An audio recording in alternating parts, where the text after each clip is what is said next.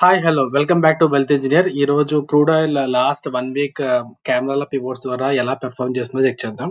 First of all కెమెరాల pivots అంటే ఏం లేదండి. ఇక్కడ H3, H4 ఉంటుంది. అది నా ఇండికేటర్‌లోకెళ్తే గనక ఇక్కడ కెమెరాలు అని చెప్పి ఉన్నాయి కదా! ఇక్కడ H1, H2, H3, H4, H5 ఉన్నాయి. కానీ ఇవేవి యూజ్ చేయాల్సిన అవసరం లేదు. ఇక్కడ ఓన్లీ H3, H4 మాత్రం యూజ్ చేయాలి. ఒకవేళ L3, L4 మాత్రం యూజ్ చేయాలి. రైట్? ఒకవేళ H3, H4 ఈ 2 కూడా ఈ పర్టిక్యులర్ జోన్ అనేది అంటే ఇది H3, ఇది H3, H4, L3, L4 ఇది ఒక రెసిస్టెన్స్ జోన్ లాగా, ఒక సపోర్ట్ జోన్‌లా వర్క్ అవుతుంది. ఒకవేళ మీ దగ్గర ఈ ఇండికేటర్ లేకపోయినా ప్రాబ్లమ్ ఏం కాదు. ఆహ్, మీరు ట్రేడింగ్ వ్యూ ఇండికేటర్స్‌లోకెళ్ళి కెమెరా అని టైప్ చేస్తే గనక మీకు నంబర్ ఆఫ్ పివోట్స్ అని వస్తాయి. చాలా పివోట్స్ కెమెరా పివోట్స్ అయితే వస్తాయి. ఈ కెమెరా పివోట్ సిప్ ఫంక్షన్ ఉంది కదా చూసారా? ఇది ఆల్రెడీ ఫ్రీ అవైలబుల్‌గా ఉంటుంది. ఫ్రీది అవైలబుల్‌గా పెట్టుకున్నా సరే మీకు పివోట్స్ అనేవైతే ఇలా వస్తాయి. Okay. So, first of all indicator మీద మీకు మనీ అనేది రాదు. మీకు మనీ ఎలా వస్తుందంటే మీ ఎగ్జిక్యూషన్ బట్టి, మీ మైండ్‌సెట్ బట్టి మాత్రమే వస్తాయి. వేరే వాళ్ళు ఏదో చేశారని చెప్పి దాన్ని కాపీ కొడితే మీకు ఎటువంటి సక్సెస్ అనేది రాదు. మార్కెట్‌లో సక్సెస్ ఎప్పుడొస్తుందంటే మీరు డిసిప్లిన్‌గా ఏదో ఒక ప్రాసెస్ ఫాలో అయితే మీకు సక్సెస్ అనేది వస్తుంది. Okay.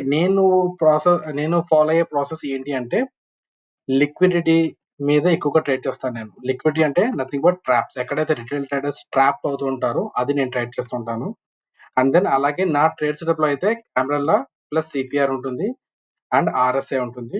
And few times Bollinger bond వాడతాను. బట్ అది రేర్. ఓకే. సో, ఇవి మాత్రమే నేను యూజ్ చేస్తాను. చాలా సింపుల్‌గా ఉంటుంది. రైట్. సో, ఇక్కడ నేను సిపిఆర్ తీసేస్తున్నాను ఎందుకంటే క్లారిటీ కోసం. ఫస్ట్ మండే రోజున లిక్విడిటీ ప్లస్ క్యామెరాల సెల్ జోన్‌లో ఎక్కడవుతుందో చెక్ చేద్దాం. ఫస్ట్ ఆఫ్ ఆల్ మండే రోజున ఇక్కడ మీకు చూస్తే అండ్ ఇంకొకటి నేను ట్రేడ్ చేసేది ఆఫ్టర్ 4 పీఎం మాత్రమే. ఓకే. బిఫోర్ 4 పీఎం మీకు ఆహ్, వాల్యూమ్స్ అనేవి తక్కువగా ఉంటాయి. సో, 4 పీఎంస్ నుంచి కూడా పికప్ అవుతూ ఉంటాయి. సో, నేను ఆఫ్టర్ 4 పీఎం మాత్రమే ట్రేడ్ ఆపర్చునిటీస్ ఏవొచ్చాయో చెక్ చేస్తాను. అవి మాత్రం చెప్తాను మీకు. రైట్. రైట్. ఇక్కడ చూస్తే ఇక్కడ డే హై దగ్గర ఇది డే హై. డే హై దగ్గర మీకు లిక్విడిటీని స్విప్ చేసింది. అంటే ఇక్కడ ఒక గ్రీన్ క్యాండిల్ క్లోజ్ అయింది. ఇమ్మీడియేట్‌గా రెడ్ క్యాండిల్ క్లోజ్ అయింది. అంటే రివర్సల్ క్యాండిల్ స్టిక్ ఫార్మ్ చేసింది. అలాగే క్యామెరాలో సెల్ జోన్‌లో ఉంది కాబట్టి ఇక్కడ నేను ఎంట్రీ తీసుకుంటాను. దీని పైన స్టాప్ లాస్ తీసుకుంటాను. యూజువల్‌గా నా టార్గెట్ ఏది అంటే నా ఫైనల్ టార్గెట్ వచ్చేసి ఈ జోన్ నుంచి ఈ జోన్‌కి మూవ్ అవుతది. కెమెరాలో సెల్ జోన్ నుంచి కెమెరాలో బై జోన్‌కి ప్రైస్ అనేది మూవ్ అవుతది. బట్ ఇక్కడ నాకు 1 అవర్ ఆల్రెడీ ఈ ఏరియాలో వచ్చింది కాబట్టి 1 అవర్ దగ్గర ప్రాఫిట్ బుక్ చేసుకున్నాను. మిగిలినది అంతా కూడా బ్రేక్ ఈవెన్ దగ్గర ఆహ్, ఆహ్, బ్రేక్ ఈవెన్ దగ్గర ప్రాఫిట్ బుక్ చేశాను. Okay. So, first of all నా ట్రేడ్ మేనేజ్‌మెంట్ ఎలా ఉంటుందంటే book 50% at 1 hour. Okay. Rest trail at stop loss trail at break even. So, break even దగ్గర మిగిలిన positions అన్నీ కూడా బ్రేక్ ఈవెన్ దగ్గర పెట్టాలి. ఒకవేళ స్టాప్ లాస్ కొట్టినా సరే మీకు ఎటువంటి లాస్ అనేది ఉండదు. కానీ 1 అవర్ ప్రాఫిట్ అయితే మీకొచ్చేస్తుంది. ఇక్కడ ఎంట్రీ తీసుకున్న తర్వాత 1 అవర్ ఈ 3, 4 క్యాండిల్స్‌లో మనకు 1 అవర్ వచ్చేసింది.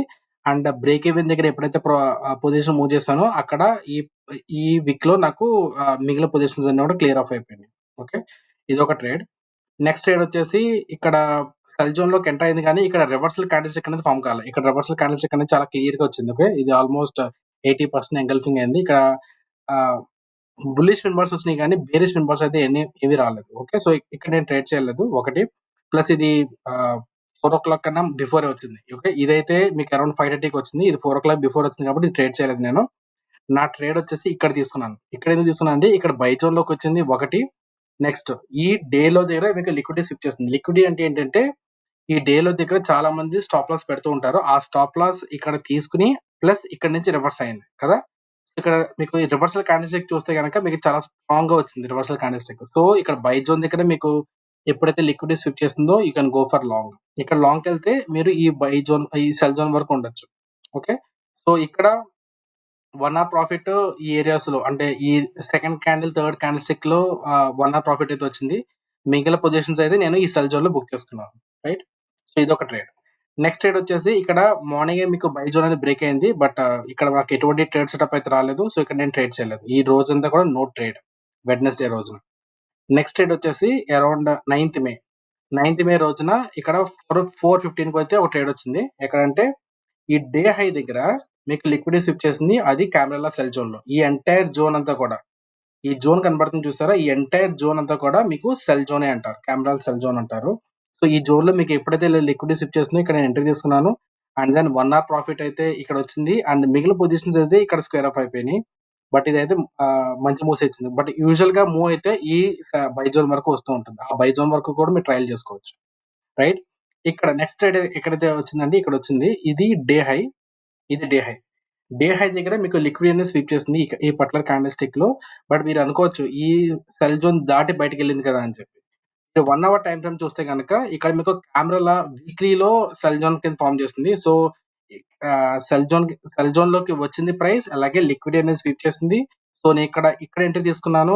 మన టార్గెట్ అయితే ఈ బై జోన్. ఇక్కడ చాలా స్మూత్‌గా ఇదంతా కూడా వచ్చేసింది. 1 అవర్ అయితే ఇక్కడ ప్రాఫిట్ బుక్ చేసుకున్నాను. మిగిలిన పొజిషన్స్ అన్నీ కూడా ఇక్కడ ప్రాఫిట్ బుక్ చేశాను. సో, ఇక్కడ ఓవరాల్‌గా ట్రేడ్ మేనేజ్‌మెంట్ సరిగ్గా చేయడం వల్ల నాకు ఎటువంటి లాస్ అయితే లేదు. ఇక్కడైతే 1 అవర్ ప్రాఫిట్ అయితే వచ్చింది. ఇక్కడైతే ఫుల్ ప్రాఫిట్ వచ్చింది. అలాగే ఇక్కడ 1 అవర్ ప్రాఫిట్ వచ్చింది. ఇక్కడైతే ఫుల్ ప్రాఫిట్ వచ్చింది. సో, ఎటువంటి లాస్ లేదు. అండ్ పీస్‌ఫుల్‌గా ట్రేడ్ అయితే జరిగింది లాస్ట్ 1 వీక్‌లో. సో, ఇదండి కెమెరాలా యూజ్ చేసుకొని లాస్ట్ 1 వీక్‌లో నేను ఏం యూజ్ చేశాననేది.